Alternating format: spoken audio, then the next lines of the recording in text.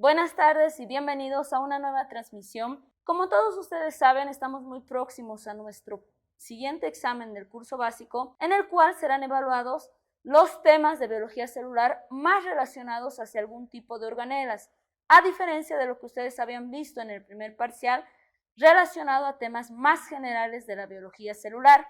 El día de hoy les pido que me acompañen en esta revisión, donde vamos a tomar aspectos muy importantes que les van a servir y les van a ser de utilidad en su segundo parcial. Entonces, comencemos con nuestra revisión. Vamos a comenzar con nuestra primera pregunta. La vamos a proyectar, que está relacionada al tema 6. Antes, este tema era evaluado en el primer parcial, pero ahora está siendo evaluado junto a los temas del segundo parcial. Esta es una pregunta del examen del curso básico, el que fue de manera virtual el año 2021. Pueden seguirme los que tengan banco de exámenes pasados. El grupo 101, la página 7. Nos habla respecto al citoesqueleto. Nos dice lo siguiente. En relación al citoesqueleto, como ustedes saben, el citoesqueleto es una estructura que está formando la célula. Mantiene la forma de las células y es responsable de la contracción celular. 2. Responsable de los movimientos celulares y el desplazamiento de los orgánulos. Estas premisas ambas son verdaderas. ¿Por qué?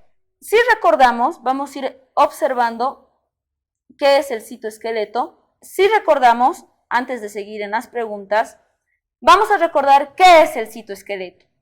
El citoesqueleto es una estructura la cual se va a encargar de darle forma a las células. ¿Qué formas? Generalmente pueden ser las formas estrelladas, como de una neurona, o bien pueden ser unas formas aplanadas, acúbicas, circulares. Otro ejemplo que nos da el libro es el de los hepatocitos. Además, el citoesqueleto se va a encargar no solo de dar forma a las células, sino de determinar dónde se van a ubicar cada una de las organelas. Es muy similar a una red en la cual dispersamos todas las organelas y ellas se van acomodando según la disposición que ponga el citoesqueleto. Va a determinar entonces dónde están organelas, dónde está el núcleo y dónde están las vesículas secretoras. Para que quede un poquito más claro, el citoesqueleto se parece a las vigas de construcción que utilizan los señores para hacer los pilares de una casa, ¿verdad? Ellos determinan la forma y la ubicación. Entonces, como pueden ver, es muy similar las redes del citoesqueleto que se encargan de determinar cómo es la forma de la célula y cómo van a estar organizadas las organelas. Ahí está la comparación. Entonces, estas son unas imágenes al microscopio electrónico del citoesqueleto, donde claramente podemos ver la red de fibras entrelazadas, las cuales están determinando, como habíamos dicho, primero la forma y segundo la disposición de todas las organelas y vesículas que se encuentran dentro de la célula. Ahora, ¿cuáles son los componentes del citoesqueleto relacionado a la segunda premisa? Cuenta con los microtúbulos, los filamentos de actina, los filamentos de miosina, los filamentos intermedios y en general a lo que se llama macromoléculas proteicas, las cuales no están solas y generalmente van a estar asociadas a otras estructuras, ¿como cuáles? Los microtúbulos tienen a sus macromoléculas proteicas que se llaman dineínas y cinesinas. En cambio, la actina, como tal vez recuerdas, has visto en contracción muscular, va a estar en relación con las miosinas. Ahora, los filamentos intermedios, como puedes ver, no tienen una macromolécula. Por tanto, no existe una proteína motora específica para los filamentos intermedios. Ahora, continuando. Aquí podemos ver una imagen de nuestros filamentos de actina. Los filamentos de actina, más que una función motora, recuerda que simplemente tienen una función estructural. Entonces, habíamos dicho, el citoesqueleto sirve ¿para qué? Para dar forma y para organizar la célula, además de permitir el transporte mediante vesículas de ciertos componentes. Entonces, van a existir estructuras como los filamentos de actina que no permiten movimientos intracelulares, sino que simplemente están ahí para dar estructura. Sigamos. ¿Cuáles son las funciones del citoesqueleto? Nos decía la premisa, de la primera pregunta que estábamos revisando, cuya función es mecánica, de apoyo, de forma celular, y entre las funciones vamos a tener, primero, que nos va a permitir dar un soporte para que las estructuras se mantengan en ciertos lugares. Segundo, nos da apoyo para las vesículas que van a ser transportadas dentro de la célula. Y la forma, como tú has visto en el tema de tejidos de morfofunción, existen células que van a ser planas, cúbicas, cilíndricas. Eso viene determinado por su citoesqueleto. Además, sirven para el movimiento celular. Pueden formar cierto tipo de estructuras que se llaman pseudópodos, pseudo de falso y podos de pies, donde la célula puede sacar desde su membrana unas prolongaciones citoplasmáticas que pareciesen pies, por eso se llaman pseudópodos. También permite el desplazamiento intracelular de algunos organelos, unos orgánulos, por ejemplo, lugares donde se va a requerir más necesidad de energía, irán más mitocondrias, por ejemplo. Movilización de los cromosomas, como vamos a ver en la división celular, los cromosomas precisan moverse a ambos polos de la célula para poderse dividir. Movilización de vesículas, porque nosotros muchas veces necesitamos secretar sustancias, tal como lo hacen las glándulas, ¿verdad? Producen cierto tipo de sustancias, las envuelven en vesículas y para que esas vesículas de dentro de la célula puedan salir por fuera de la célula, utilizan unas carreteras que serían estas redes de fibras que forman el citoesqueleto. Y finalmente, para formar y organizar gránulos diversos que bien pueden estar en el aparato de Golgi o bien pueden estar en el retículo endoplasmático, como vemos en esta imagen. Retículo endoplasmático, el retículo endoplasmático de transición yendo hacia la membrana y formando pequeñas vesículas, las cuales contienen cierto tipo de sustancias que tienen que ser retiradas de la célula hacia el exterior. Ahora, continuando con los microtúbulos, que es la siguiente pregunta. ¿Qué nos dice? Los microtúbulos, como bien sabemos, son estructuras que dan forma a la célula y se encuentran muy cerca al núcleo. Si recordamos la disposición del citoesqueleto, los microtúbulos están muy cerquita al núcleo, seguidos de los filamentos intermedios y finalmente los que están más pegados a la membrana, como vemos acá, serán los filamentos de actina. Estos microtúbulos tienen un diámetro de 24 nanómetros de diámetro. Son cilindros alargados y muy finos. Ahora, estos microtúbulos tienen muchas características importantes. Primero, se consideran dímeros proteicos. ¿Qué quiere decir dímeros? Dímeros quiere decir que es la combinación de dos cadenas muy largas de proteínas, las cuales cada una de ellas va a pesar 110 kilodaltons. No te olvides de este dato. Cuando digo el peso de cada una es 110. Esto ha caído en el examen diciendo, por ejemplo, un microtúbulo tiene el peso de 110 kilodaltons, lo cual estaba errado. Recuerda que cada una de las cadenas tiene este peso, pero que son dos cadenas. Entonces tendrías que multiplicarlo por 2, ¿verdad? Dos cadenas polipeptídicas, las cuales se van a llamar alfa y beta. Estas van a estar organizadas en esta disposición. Van a tener unas tubulinas que van a ser alfa, que podemos ver acá, diseñadas en color naranjita, y unas tubulinas, proteínas tubulinas, que van a ser beta. La combinación de ellas, enrolladas en una forma de hélice, es la que da forma a los microtúbulos. Estos microtúbulos, vamos a ver que van a estar organizados en un corte transversal, en un corte de 13 dímeros, es decir, se han puesto en redonditos de 13 dímeros, los cuales están en reorganización constante. ¿Qué quiere decir eso? Existen momentos en los cuales va a existir polimerización. Recuerda que polimerización significa ensamblar, es decir, dar forma. Y despolimerización, ¿qué será? Quitar estructuras, es decir, de lo que va armándose, como esas figuritas que son los legos, por un extremo vamos a ir aumentando figuritas de Lego y por el otro extremo vamos a ir retirando las figuritas. Entonces, polimerización y despolimerización. Cada uno de ellos tiene un nombre. En la polimerización se llamará extremo positivo y en la despolimerización se llamará extremo negativo o extremo menos también. Entonces, extremo negativo es donde retiramos las figuras Lego y el extremo positivo será donde nosotros incrementamos nuestras figuras Lego. Ahora, aquí podemos ver una imagen en la cual podemos definir los 13 dímeros que se encuentran de manera circular y los podemos observar en un corte transversal No te olvides que el microtúbulo tiene 24 nanómetros de diámetro y está compuesto por dos tipos de proteínas, la tubulina alfa y la tubulina beta, siempre dispuestos de esta manera. Cada uno de ellos en forma de hélice siempre tienen que ir combinados. Tubulina alfa, beta y así, consecutivamente. El extremo donde agregamos las tubulinas, como vemos acá, este extremo se llamará extremo más o extremo positivo, y el extremo donde quitamos las tubulinas se llamará extremo menos o extremo negativo. Continuando, ¿de dónde saca nuestra célula las tubulinas? Las tubulinas vienen de algo que se llama pool citoplasmático. Pool quiere decir piscina, ¿verdad? Entonces, existe una piscina dentro de nuestra célula en la cual existen tubulinas que están libres, sin polimerizar. Entonces, ¿qué hacemos cuando nosotros necesitamos agregar estas tubulinas al extremo más?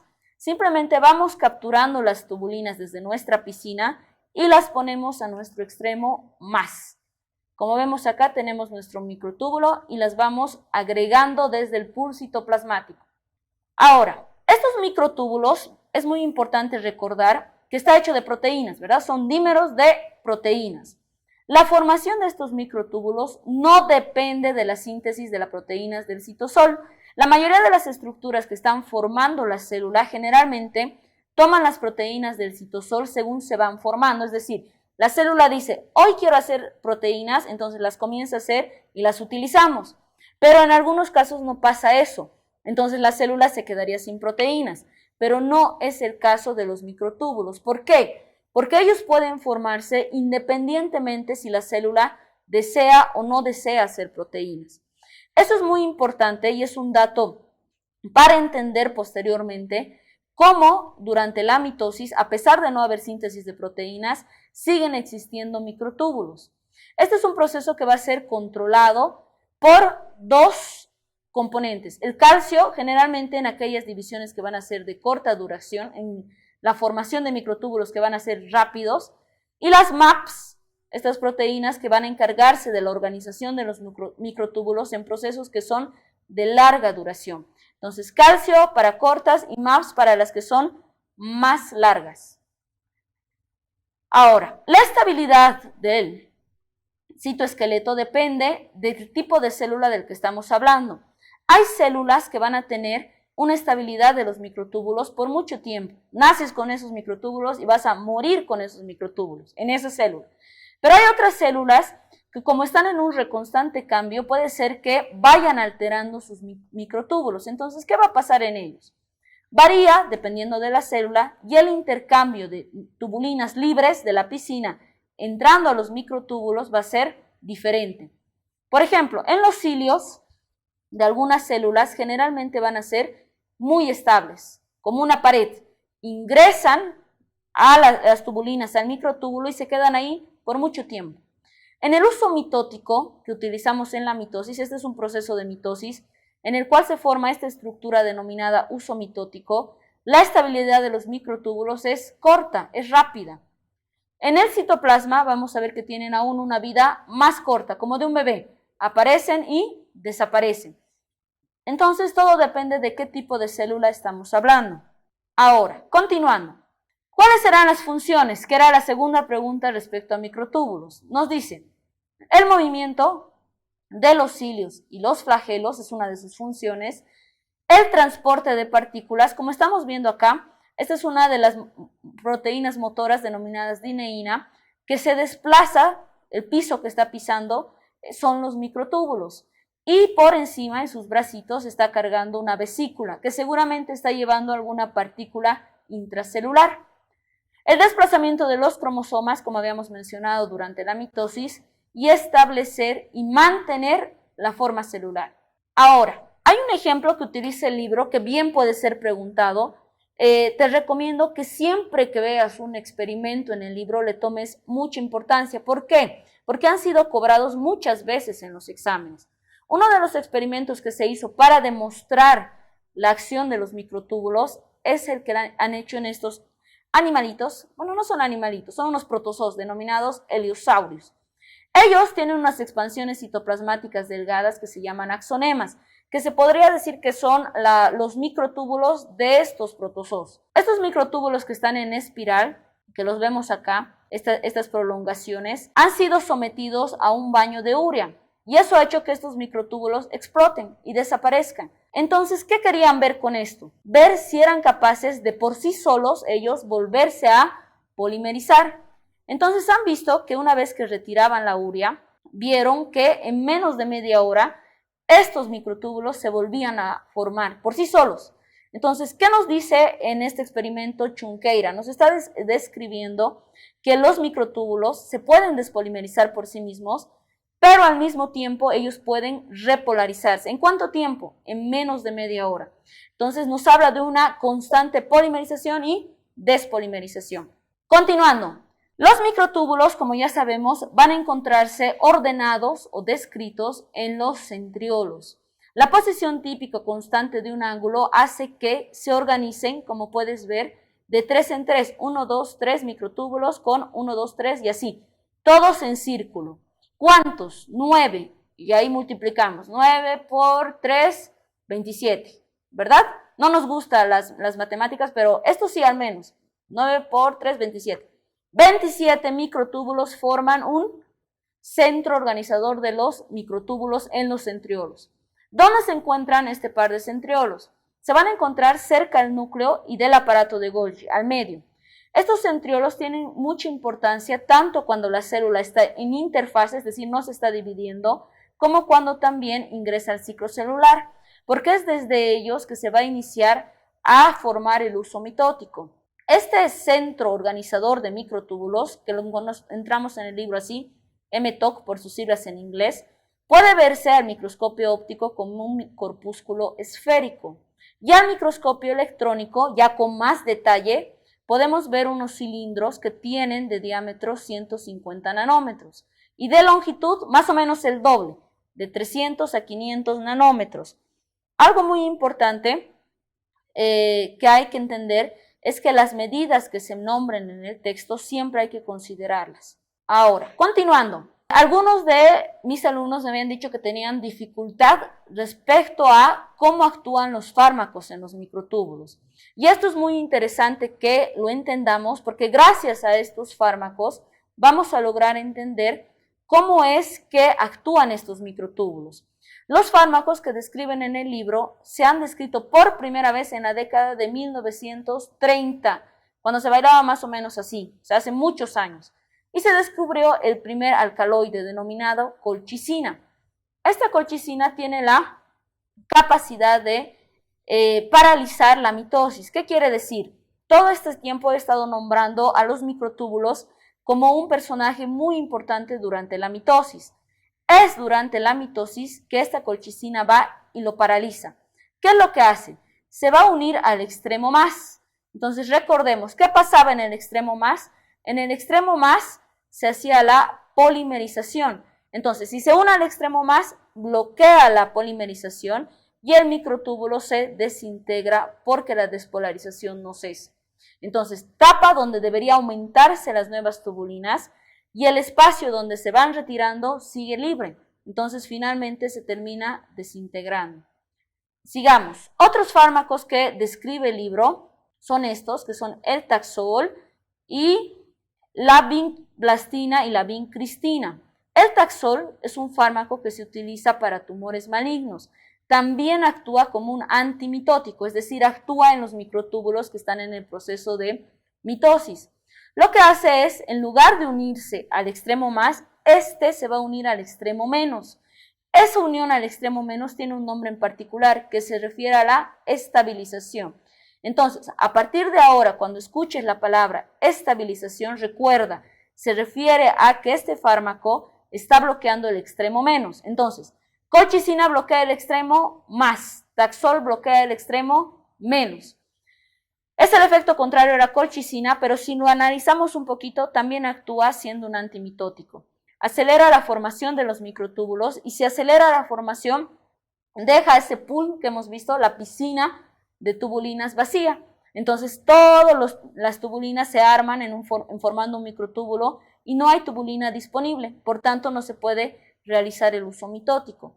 La colchicina actualmente se utiliza para el tratamiento de la gota y la vinblastina y la vincristina se utilizan para el tratamiento de tumores malignos. Entonces, estos fármacos lo que hacen, en resumen, es generar un efecto antimitótico, evitando que ya sea el microtúbulo por su extremo más o menos continúe la polimerización o continúe la despolimerización.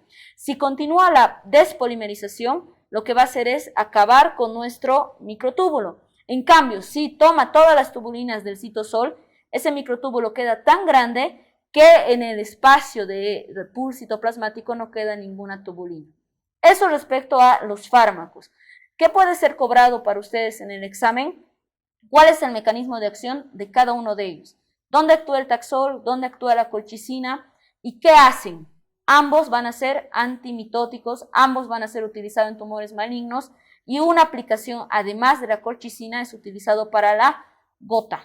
Hasta ahí hemos hecho una pequeña revisión de las preguntas que más caen en citoesqueleto. Sigamos con otro tema. En este siguiente tema vamos a también tomar una pregunta del último curso básico del grupo 101, página 8, si tienen su banco de preguntas, donde vamos a ver una secuencia en particular. Dice, la secuencia HKDEL es reconocida por un receptor específico presente en la membrana del complejo de Golgi, lo que hace que estas proteínas vuelvan al retículo endoplasmático en vesículas. Siguiente, en las células que sintetizan esteroides, tales como las del cuerpo lúteo de los ovarios, el colesterol se convierte en progesterona, testosterona, estradiol o dexoxicorticosona. Entonces, ¿qué es esto? Este tipo de preguntas está relacionado a cómo se marcan nuestras proteínas una vez que salen del retículo endoplasmático. En ambos casos es verdad. Este es verdad y este es verdad. ¿Por qué? Lo analizaremos.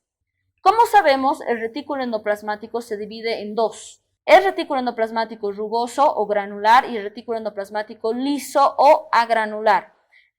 Una vez que empieza a formar proteínas, recordemos, el retículo endoplasmático rugoso, su principal misión desde siempre es formar proteínas. Ahora, estas proteínas tienen tres caminos. Uno de ellos será quedarse en el mismo retículo. Entonces, este retículo es como la mamá. Dice, voy a tener hijas. Unas de ellas van a vivir aquí conmigo, dentro de las cisternas. Otras van a vivir alrededor, en la membrana del retículo endoplasmático. Y otras no quiero que vivan aquí, quiero que se vayan fuera del retículo endoplasmático. Entonces, ¿cómo se van a desplazar? Se han formado en el retículo todas las células, y ellas necesitan salir. Las que salen del retículo endoplasmático para hacer proteínas, ya sea citoplasmáticas o de la membrana, van a percibir unas denominadas secuencia señal. La secuencia señal va a estar formada por 20 aminoácidos, de los cuales 8 generalmente van a ser apolares, es decir, es una combinación de 8 aminoácidos apolares. Las que se van a quedar dentro del retículo endoplasmático, las que se van a quedar en la casa de su mamá por siempre, tienen la marcación que acabamos de ver, HKDEL, no te olvides. Y hay otras que van a dirigirse hacia el aparato de Golgi. Imaginemos que este es el aparato de Golgi, no ha salido en la foto, pero se pueden ir al aparato de Golgi. ¿Para qué? Para que en el aparato de Golgi sean envueltas en vesículas y posteriormente salgan de la célula. Entonces, el retículo endoplasmático tiene la función de generar una serie de proteínas, las cuales se quedan en las cisternas del mismísimo retículo endoplasmático, otras viven como proteínas transmembrana integrales en la membrana del retículo y otras salen para vivir fuera de la célula. ¿Qué tienes que aprender en este momento? Aprende cada una de las señales que tiene cada una de estas proteínas. Como habíamos dicho, estas proteínas precisan ser marcadas para saber cuál va a ser su destino. En el libro están descritas como señales del destino, dice, ¿no? ¿Qué células se quedan, qué células se van y qué células van a ser desplazadas por el retículo endoplasmático de transición hasta el aparato de Golgi para volverse vesículas y posteriormente salir de la célula? Ahora, continuando, vamos a seguir con otro tema. los nucleosomas. Este nucleosomas pertenece al tema de núcleo. Los nucleosomas están compuestos, dice, por pares de bases asociados a un tetrámero de histonas y no histonas. ¿Ya? Los octámeros de las histonas están asociados a 120 pares de bases. Los nucleosomas, como sabemos, es la primera organización que hace el ADN dentro de las proteínas, es decir, envuelto en las proteínas dentro del núcleo, para posteriormente crear una organización mayor. Si recuerdas, el ADN está formado por una estructura que describe en el tema 3. Si no recuerdas eso, te recomiendo que vuelvas al tema 3.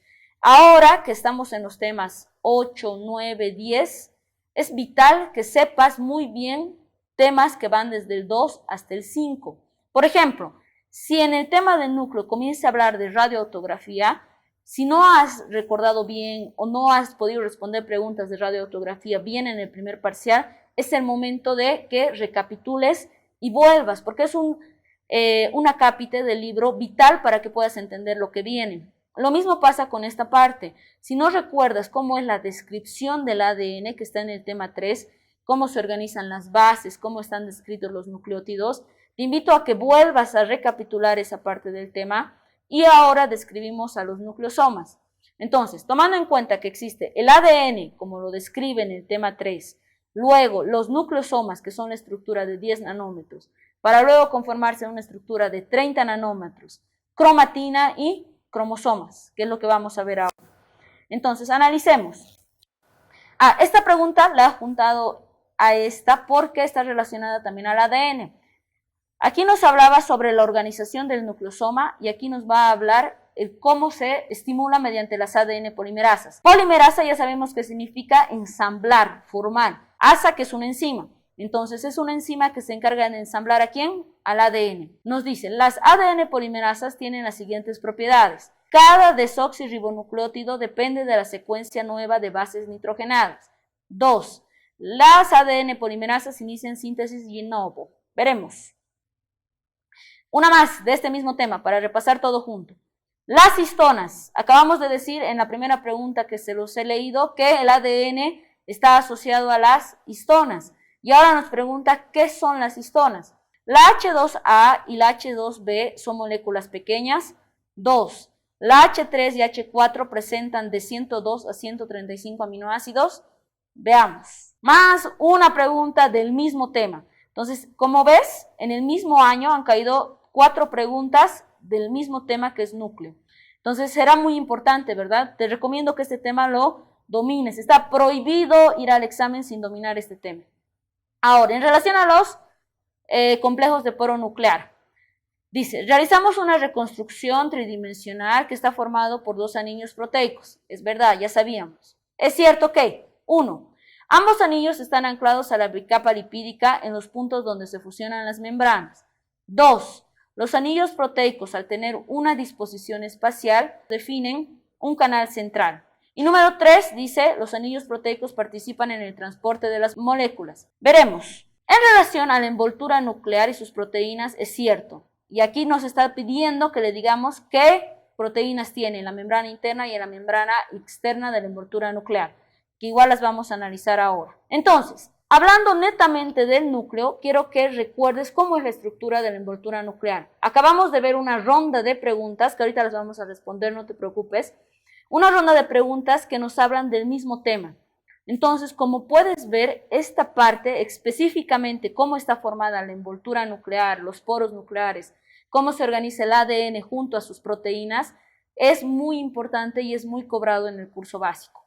Entonces, la envoltura nuclear está perforada por los poros. Como sabemos, la envoltura nuclear no es más que la combinación de 2 membranas, una membrana externa y una membrana interna, las cuales en ciertos puntos van a estar unidos por estas estructuras denominadas poros.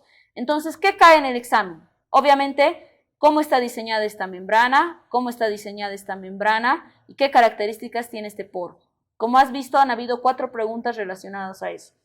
La envoltura nuclear no es continua como otras membranas biológicas. La mayoría de las membranas que hemos visto, lo único que tiene es algunas proteínas transmembrana, a diferencia de esta que tiene unos poros que están espaciados de manera uniforme. y generalmente estos poros van a depender del grado de actividad que va a tener nuestra célula. Los poros nucleares los vamos a llamar complejos de poros nucleares porque no son solamente una proteína, sino la unión de varias proteínas que permiten un paso similar a un túnel entre el núcleo y lo que está hacia afuera. Recuerda, el núcleo es como la oficina del jefe de la célula y el jefe es el ADN, entonces no va a permitir el paso de cualquier sustancia al núcleo. Entonces, cuando hablamos de los poros nucleares, vamos a ver que su número y unidad por área de la envoltura varía. Varía que en algunas células que tienen alta actividad de síntesis proteica, entonces existirán mayor cantidad de poros nucleares. Y en aquellas células con baja actividad metabólica, entonces habrá menor cantidad de complejos de poro nuclear. Lógico, ¿no? Si estamos haciendo muchas proteínas, necesitamos más señales del jefe. Y si estamos haciendo pocas proteínas, entonces no necesitamos tanta señal. Es por eso que células que tienen mucha actividad, mucha función, van a tener mayor cantidad de poros y aquellas que tienen menos tendrán pues menos. Ahora, estos poros nucleares, como puedes ver, y este es el dibujo que está en el libro, son estas estructuras circulares que encontramos en la membrana. Esta es una imagen en un microscopio electrónico en el cual podemos ver gran cantidad de poros nucleares. Esto entonces podríamos deducir que es una célula que tiene una actividad metabólica importante porque tiene gran cantidad de poros nucleares. Continuando, cuando nosotros vemos al microscopio electrónico esta estructura, vamos a ver que la envoltura nuclear está perforada por estos complejos. Bien, ya lo habíamos dicho. Están constituidos por dos anillos proteicos. Aquí ya vamos respondiendo a las preguntas. En la primera pregunta nos decía cómo están conformados los anillos. Aquí está. Dos anillos proteicos en disposición octagonal y establecen un perímetro del poro, en los cuales tenemos un anillo que va a estar en contacto con el núcleo y por tanto se llamará anillo nuclear, y un anillo que va a estar en contacto con el citoplasma, entonces se llamará anillo citoplasmático. Ambos anillos van a formar un eje, es decir, como el túnel, ¿verdad? La parte central del túnel que se llamará entonces canal central, que va a estar tapado por algunos filamentos proteicos, los cuales hacia la parte central de este canal van a salir como rayos y luego algunos van a salir hacia la parte inferior en forma de un aro de baloncesto, así se llama, tal cual como está en el libro. Estos 8 filamentos proteicos sobresalen de los anillos citoplasmático y nuclear. Generalmente estos poros, estos complejos de poros, están anclados en la bicapa fosfolipídica del núcleo. Estos puntos donde las membranas se van a fusionar y van a unirse al poro nuclear tienen unas proteínas en particular que se van a llamar PON121 y GP210. Esto es importante también para cuando veamos división celular. Entonces, ¿cuáles son las proteínas que unen el poro nuclear a las membranas? Serán PON121 y GP210. Prohibido olvidarse. Aquí vemos un poro nuclear en el cual vamos a ir describiendo lo que acabamos de ver. Tendrá entonces una membrana externa, esta es la externa, y aquí tendremos una membrana interna. Hemos dicho que va a estar anclado el poro a la membrana interna y a la membrana externa por unas proteínas que serán PON121 y GP210, entonces las vamos a encontrar acá. GP210. Entonces tenemos dos proteínas que anclan nuestro poro a la membrana, las primeras que estamos aprendiendo. Cada uno de estos poros va a tener la conformación de varias proteínas que se llaman nucleoproteínas, las cuales se forman en un disco que forma un anillo. Este entonces será el anillo, si está en relación al citoplasma se llamará anillo citoplasmático, y este que está en relación al núcleo, está hacia adentro, se llamará anillo nuclear. Muy fácil. Ahora, para complicar un poquito más, estas estructuras que vemos sobresalientes en forma de rayos serán aquellos filamentos proteicos que muchas veces pueden tapar este canal, el canal central de nuestro poro, y hacia abajo podemos ver la disposición de estos filamentos proteicos, pero no están sueltos como en la región citoplasmática. Van a estar juntos formando algo que le llamamos anillo de baloncesto. Parece una broma, pero así se llama, no lo estoy inventando, se los prometo, baloncesto. Entonces, esas son las estructuras que hemos descrito hasta ahora. Sigamos, falta. El poro nuclear como habíamos dicho, va a formar estos anillos. ¿Pero de qué están hechos estos anillos? Es por más de 100 moléculas proteicas que se van a llamar nucleoporinas, que las vamos a ver descritas en el libro como NUP, de esta forma. Estas NUP tienen lugares específicos en el complejo y cada complejo tiene más o menos cerca a 30 tipos diferentes de nucleoporinas. Aquí hay una trampa en el examen. Generalmente existe más de 100, es decir, en un cuerpo puede haber, o en una persona puede haber más de 100 de estas nucleoproteínas, pero solo de esas 100, 30 se unen y forman un poro nuclear. No es que esas 100 formen el poro nuclear. Eso ha caído en otros exámenes y se genera esa confusión. El poro nuclear solamente está conformado por 30 proteínas. ¿Pero cuántas existen en general? 100 que pueden ser tomadas de manera aleatoria para formar estos anillos proteicos. Entonces, continuando. Cada complejo tiene entonces 30 diferentes. Ya sabemos, existen 100, pero solo con 30 hacemos nuestro poro nuclear. Entre ellas podemos ver algunos ejemplos. NUP 153, 62, 54, 50, 35. Estos números que acompañan a las nucleoporinas simplemente representan el peso. Nada más, no tiene otro significado. Es el peso que tiene cada una de estas proteínas. Entonces, estas proteínas que se organizan de manera estratégica de 30 en 30 para formar nuestros anillos de poros nuclear, tienen pesos diferentes. Estos pesos diferentes van a ser determinados por el tipo de célula y el metabolismo de esa célula. Las nucleoporinas se van a dividir en dos clases, ¿verdad? Ya sabemos que son proteínas con distintos pesos, las cuales se organizan en grupos de 30 para formar poros. Se van a identificar en dos clases, unas que van a ser fenilalanina y glicina y otras que no tienen dominios fenilalanina y glicina. Muy fácil, ¿no? Entonces, las dividimos en dos, unas que tienen estos aminoácidos fenilalanina y glicina y otros que no tienen. Las que tienen estos grupos fenilalanina y glicina son importantes porque permiten el transporte. Las que no tienen estos aminoácidos son solamente para la estructura. Entonces recuerda, las que tienen aminoácidos fenilalanina, glicina, permiten el transporte a través del poro. Y los que no tienen, están ahí, no es que no tengan una función, sí están presentes, pero permiten solamente la estructura de nuestro canal del poro nuclear. Continuando, vamos a ver que el poro nuclear tiene dimensiones que son cobradas en el examen y no te tienes que olvidar. Existen dos diámetros dentro de nuestro poro nuclear. De acá hasta acá le vamos a llamar diámetro externo, de afuera de las nucleoporinas. ¿Cuánto mide el diámetro externo? Mide 120 nanómetros. Y el diámetro central, es decir, la parte que no está ocupada por nucleoporinas, dentro del anillo quiero decir, tiene un diámetro de 25 a 30 nanómetros. ¿Cuánto pesa nuestro poro nuclear? Pesará 120 megadaltons. Y ahí está la conversión de megadalton a daltons.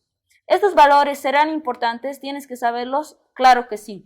Las medidas siempre han sido cobradas en el curso básico y es importante que las tengas siempre en mente. Un transporte al cual vamos a considerar transporte pasivo y un transporte activo. Una de las diferencias importantes es que uno consume energía y el otro no. Y el transporte pasivo va a permitir el paso ¿de qué? De agua, iones, moléculas pequeñas, ¿cuán pequeñas? Hasta 9 nanómetros de diámetro. Estas se difunden libremente sin necesidad de ninguna molécula ni tampoco uso de energía.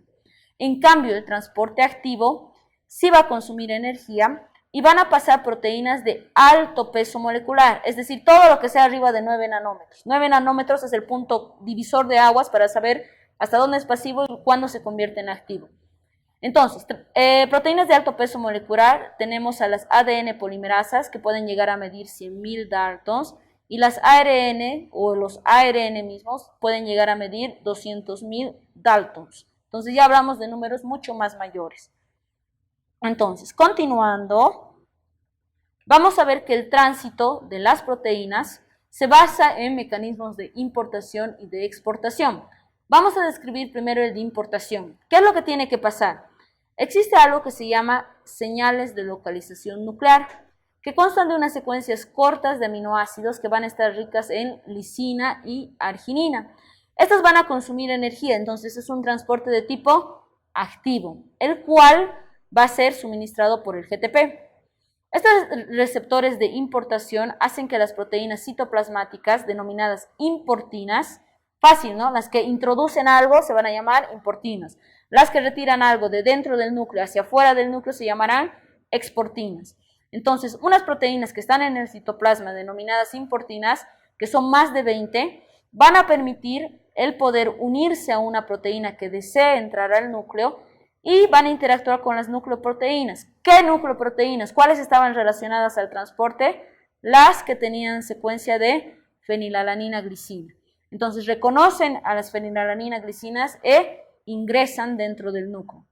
La translocación del complejo importina-proteína por el poro se desprende al entrar, ingresan juntas. ¿Quiénes? La importina y la proteína ingresan por el poro y al llegar al núcleo se tienen pues que separar, solamente era un paso.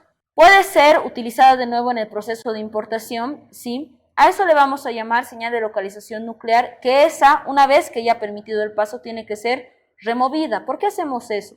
Porque simplemente permite el paso de la proteína que esté autorizada, no puede entrar otra proteína.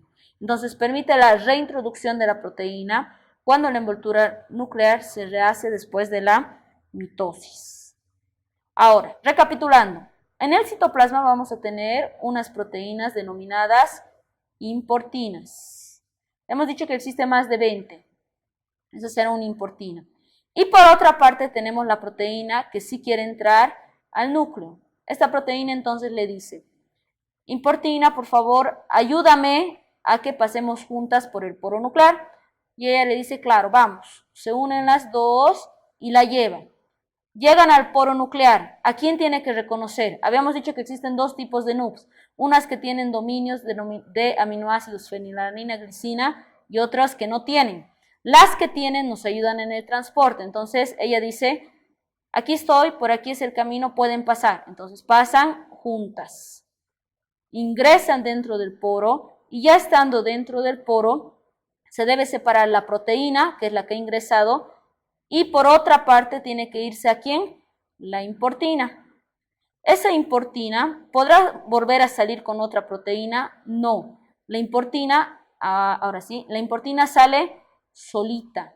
La importina tiene que salir hacia el citoplasma sola, porque existe otra molécula que es la que saca de dentro del núcleo hacia el citosol. ¿Eso por qué hacemos? Para evitar que salgan proteínas que nosotros no queremos, solo las que tienen permiso. Las que ingresan entonces se denominarán importinas y las que salen serán otras que son las exportinas. Ahora, hablando de la exportación, es muy similar. La exportación será entonces el paso de ¿dónde a dónde? Del núcleo a el citoplasma.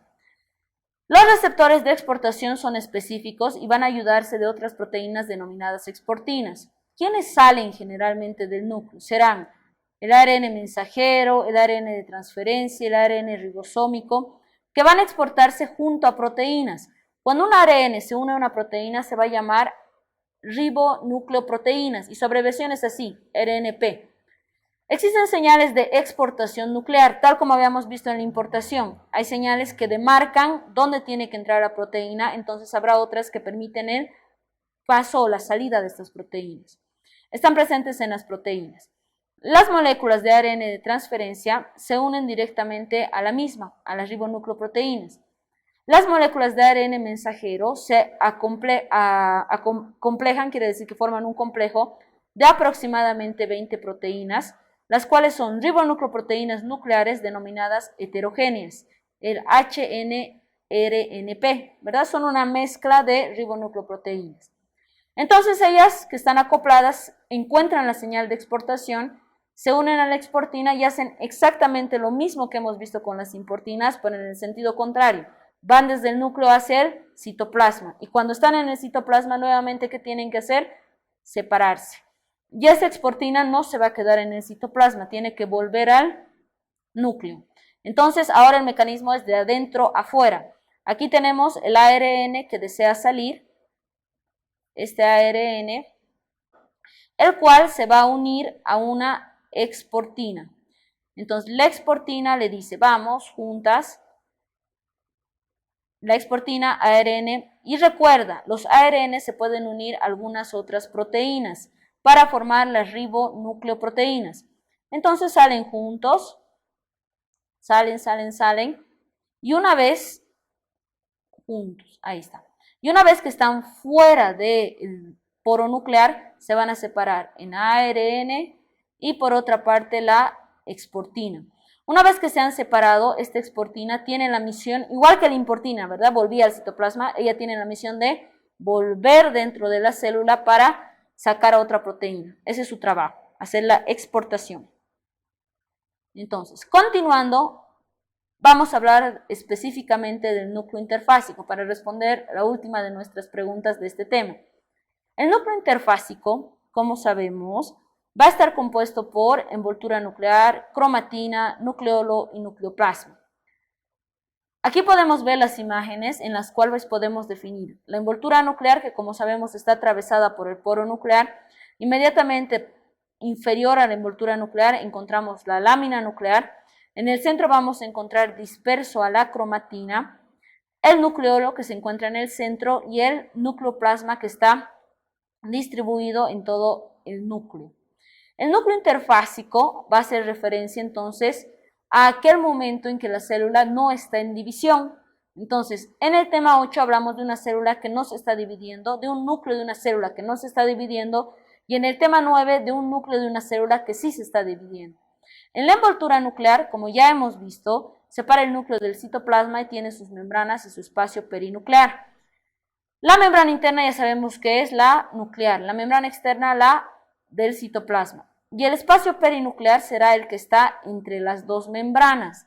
¿Será importante saber cuánto mide el espacio perinuclear? Sí, siempre, las medidas. ¿Cuánto es? De 30 a 50 nanómetros y está lleno de unas estructuras denominadas proteínas solubles. Es una estructura lipoproteica y esto ha caído en el examen. Si es lipoproteica, ¿qué tiene más? ¿Tendrá lípidos o más proteínas?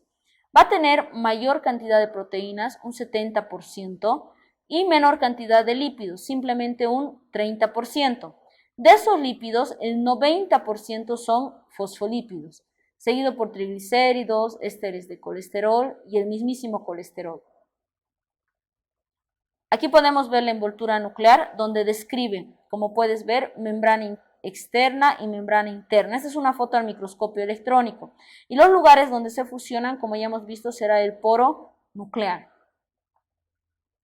Ahora, continuando. La siguiente pregunta nos hablaba de qué proteínas están en la membrana interna y cuáles están en la membrana externa. Y esto hay que saberlo sí o sí de memoria. En la membrana interna tenemos a la hemerina, LBR, LAP1, LAP2, MAN1, SUN1, SUN2, un hombre y dos soles. Y en las membranas externas tenemos a las nesprinas. ¿Cuál será la misión de todas estas? Las las proteínas de la membrana interna, que son estas que vemos acá, hemerina, SUN, LBR, LAP1, LAP2, aquí están. Y la MAM, perdón, aquí está MAM. Estas son proteínas que están en la membrana interna. ¿Cuáles están en la membrana externa? Aquí podemos ver a la nesprina. ¿Y quiénes eran la POM121 y la GP210? Son aquellas que anclan el poro a la membrana, como estamos viendo acá. Entonces, ¿qué tenemos que entender respecto a la estructura de las membranas en relación al poro? En la membrana interna estarán hemerina, LBR, LAP1, LAP2, MAN1, SUN1 y SUN2. En la membrana externa estarán solamente las nesprinas. ¿Y quienes unen los poros a la membrana? Serán POM121 y GP210. Ahora, estas que están en la membrana interna tienen la misión de unirse a dos estructuras, la lámina nuclear y la cromatina. Y las que están en la membrana externa tienen la misión de unirse al citoesqueleto. ¿Para qué? Para anclar al núcleo y fijarlo hacia el exterior. Entonces, fija y ancla el núcleo. Siguiendo, una pregunta sobre las láminas. La lámina nuclear tiene un espesor de 20 a 50 nanómetros. Primera premisa. Segunda premisa, las láminas de los tipos A y C están codificadas por 4 genes diferentes. 3. Las láminas se asocian con el nucleolo por microtúbulos. Analizaremos. Esta es una captura del libro. Dice, la lámina nuclear tiene un espesor de 20 a 50 nanómetros. Leemos. La lámina nuclear es una red proteica que tiene de 20 a 50 nanómetros de espesor. Bien, ¿verdad? La 2. Las láminas de los tipos A y C están codificadas por 4 genes diferentes. Leamos un poquito más abajo. En los vertebrados hay 3 genes que codifican 7 tipos de láminas. 2 del tipo A, 2 del tipo C y 3 del tipo B. Ahora, están codificadas, los tipos A y C están codificadas por un solo gen. Y aquí dice 4 genes. Por tanto, esta es falsa. Y número 3, las láminas se asocian con el nucleolo por microtúbulos. Entonces, si analizamos, estas se van a por un solo gen. También el procesamiento de diferentes 2 genes, que nos habla aquí de B1 y B2 para complementar. Y generalmente estas láminas no se van a asociar a los nucleoles. Por tanto, aquí solamente tenemos la primera como verdadera y será A. Continuando, hablando de lámina nuclear ahora, para entender. Existen 3 genes que van a codificar la lámina A, que a su vez se subdivide en lámina A y A delta 10. La lámina C, que se subdivide en 2, será C1 y C2. Y la lámina B, que se subdivide en 3, B1, B2 y B3. Generalmente la lámina nuclear está conformada por dímeros de subunidades proteicas que van a ser helicoidales y no helicoidales en los extremos. Generalmente estas láminas se van a unir a algunos compuestos que están en la membrana interna de nuestra envoltura nuclear, que serán la hemerina, la LAP1, 2 y LBR. Por otra parte, la lámina la vamos a entender como una red proteica que mide de 20 a 50 nanómetros y básicamente es un apoyo estructural de unión a la cromatina con la envoltura y permite en algún punto la transcripción si es posible. Algo muy importante es que esta lámina nuclear ayuda a la reconstitución de la envoltura. Como sabemos, en la mitosis la envoltura nuclear desaparece, ¿verdad? Entonces, para volverla a formar durante la telofase, la lámina nuclear va a ayudar en esa reconstitución. Ahora, generalmente la lámina A y la lámina C van a estar codificadas por el mismo gen. ¿Y dónde se encuentran la lámina A y la lámina C? Generalmente en células diferenciadas. Y la lámina B va a estar configurada por otro gen en el cual se va a encontrar en todas las células. Ahora, otra pregunta, ya casi acabando nuestra revisión de este tema. El punto de restricción se localiza al final de G1. El punto de restricción se localiza al inicio de G1.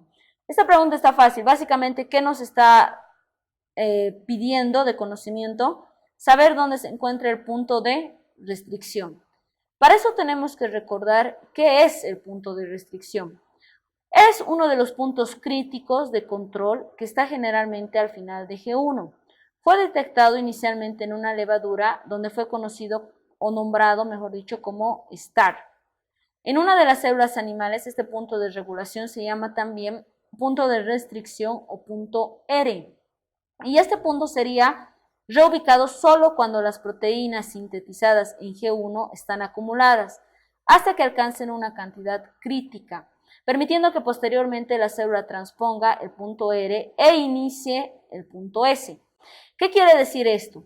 Este punto R es más o menos como lo que existe en las carreteras, ¿verdad? Unos retenes que se encargan de controlar que todo esté bien en el transporte.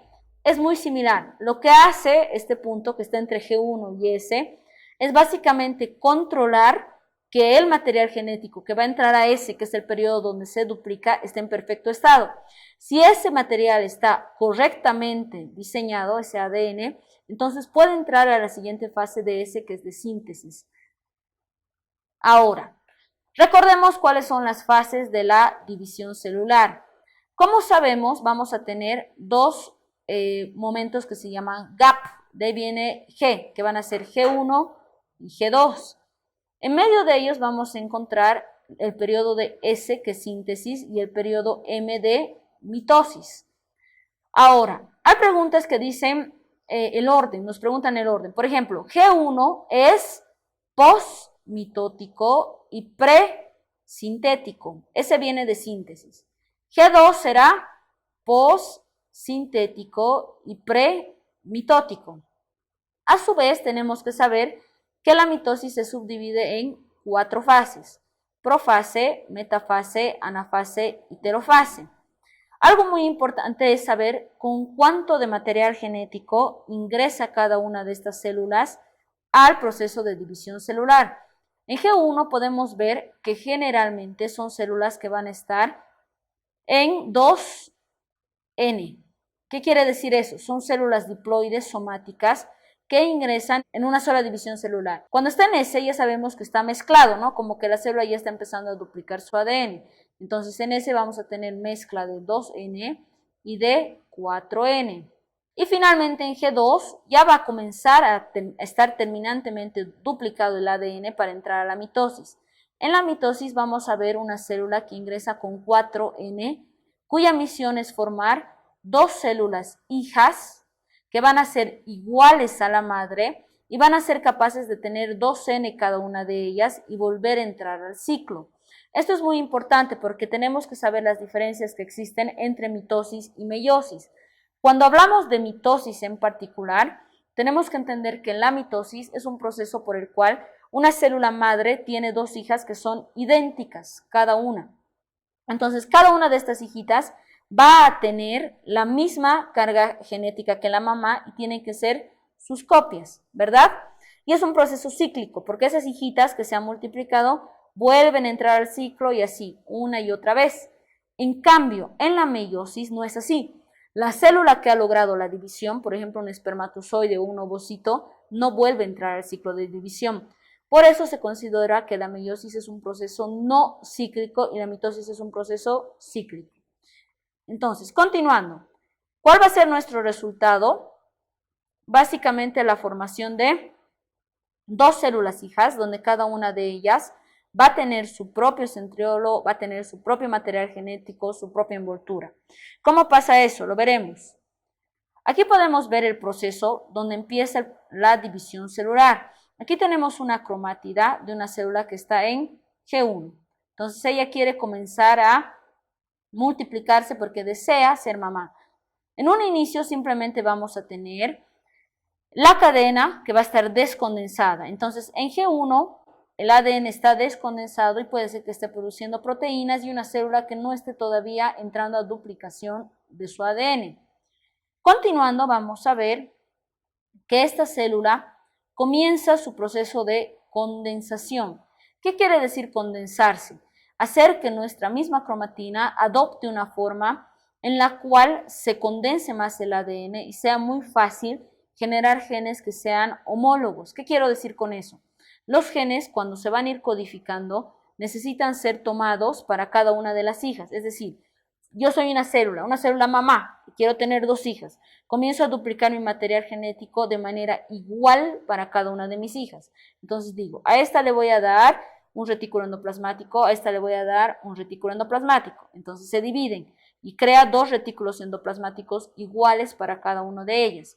Entonces comienza a organizarse formando estos cromosomas en los cuales vamos a ver que tiene las regiones que ya describen en el libro, ¿verdad? Su centrómero va a tener sus bracitos y las partes finales que son sus telómeros.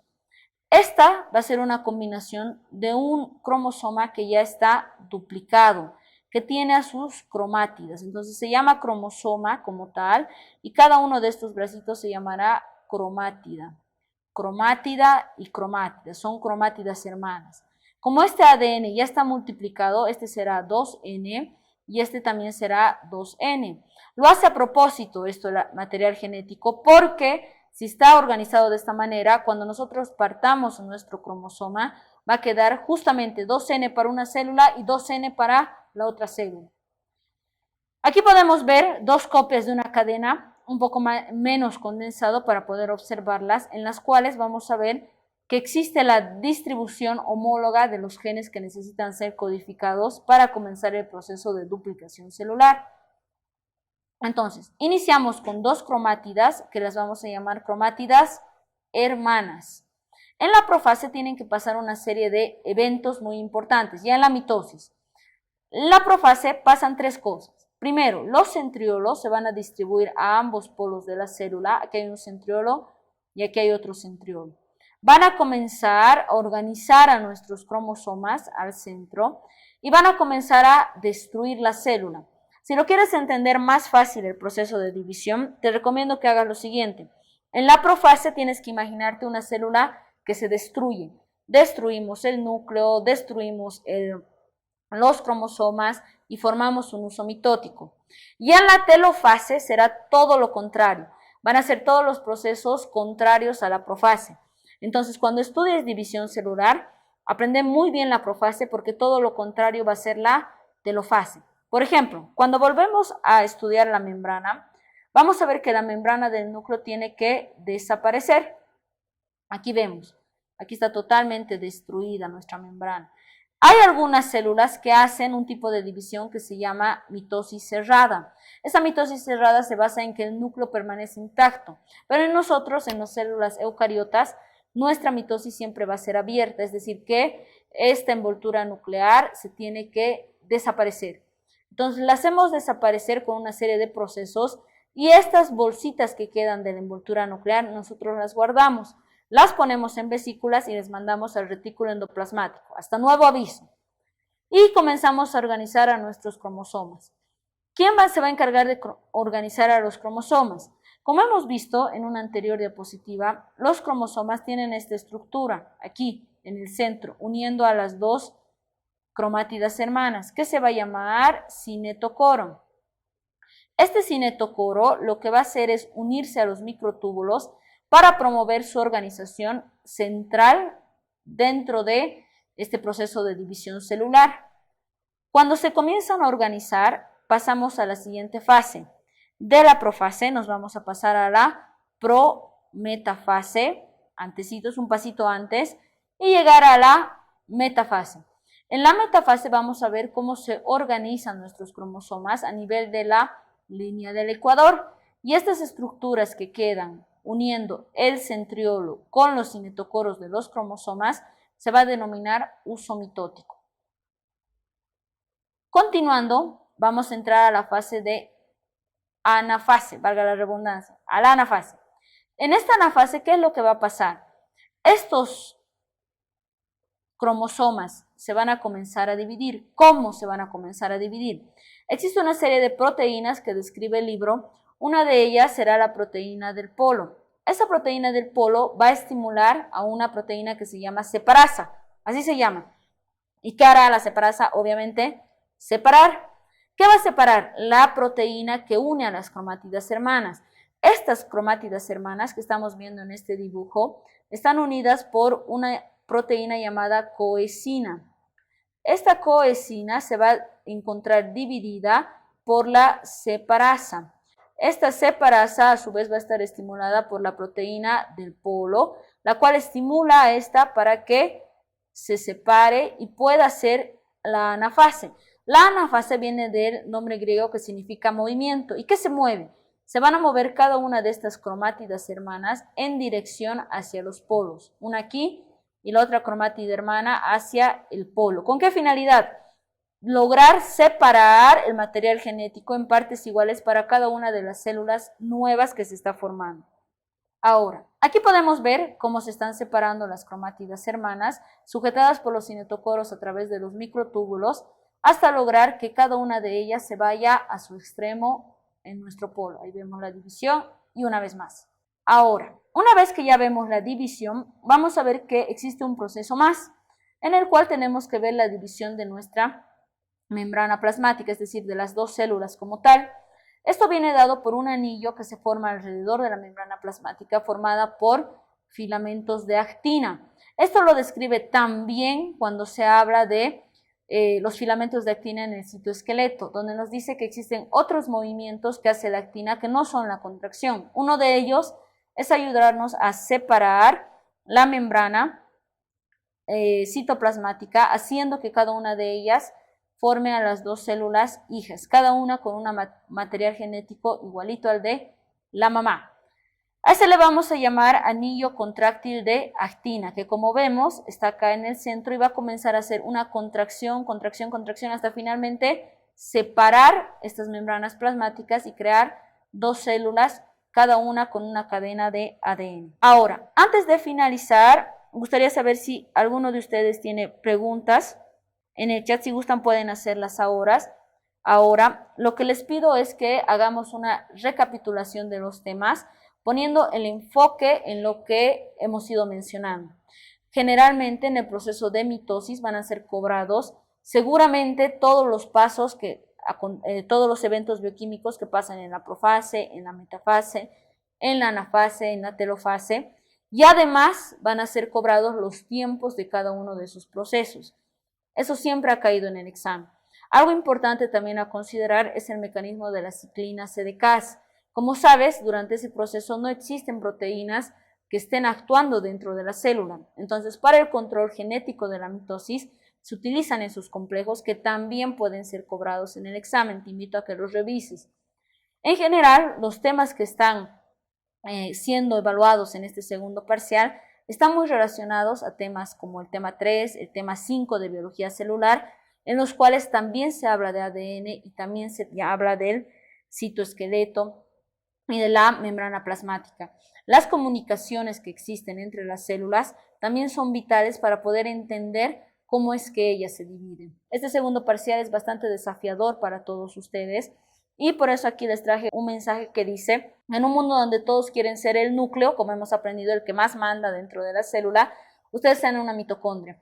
Porque las mitocondrias generalmente trabajan duro, generan energía y comparten esa energía con el resto de la célula. Entonces, a partir de ahora, chicos, yo les deseo mucha suerte, les deseo mucha dedicación en sus estudios. Sé que son temas fuertes en el segundo parcial y temas difíciles en cierto grado, pero lo que les pido que hagan es que sigan los consejos que les acabo de dar y que tomen a consideración todos los puntos que les he dicho que pueden ser cobrados, incluyendo que medidas, eso en general para todos los temas. Número 2, la organización de las enzimas, por ejemplo, qué enzima estimula cuál y cuál estimula qué acción, todos los eventos bioquímicos de la mitosis, todos los tiempos que tiene la mitosis y finalmente el control genético de la mitosis.